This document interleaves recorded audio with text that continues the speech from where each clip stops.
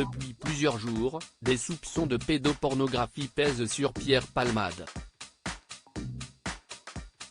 Ils font suite au signalement d'un homme, Patrick M., assurant que l'humoriste lui aurait montré des images de pédopornographie. Un autre témoin, Fabien F., dit Tony, disait quant à lui être en possession de 2 vidéos montrant l'humoriste en plein visionnage de contenu pédopornographique, images qu'il a remises à la police. Si l'enquête n'a pas mené à leur mise en garde à vue, ces 2 hommes, proches de Pierre Palmade, avaient été entendus dans la semaine. Depuis, ce sont 2 autres hommes qui ont été mis en garde à vue car ils apparaîtraient sur les dites vidéos.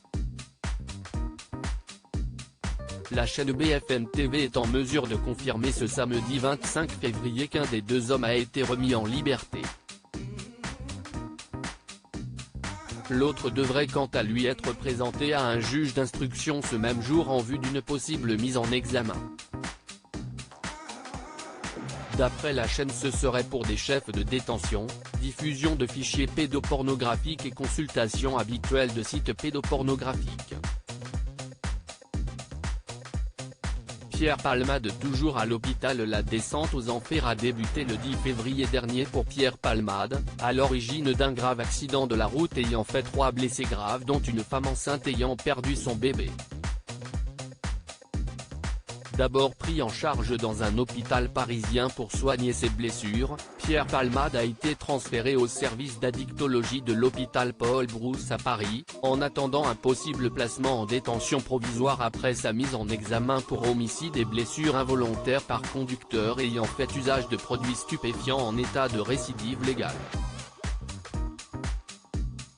La décision est attendue ce lundi 27 février. Depuis l'accident, Pierre Palmade est donc aussi visé par une 3e enquête ouverte à Paris pour détention d'images à caractère pédopornographique. Une seconde enquête doit être ouverte pour détention et usage de stupéfiants, après un signalement effectué auprès des services de police.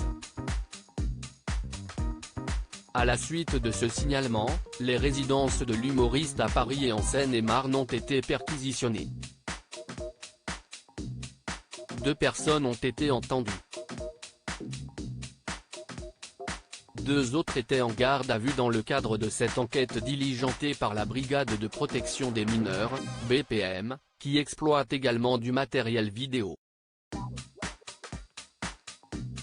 En fonction des éléments recueillis, l'audition de Pierre Palmade pourrait être envisagée, avait ajouté le parquet.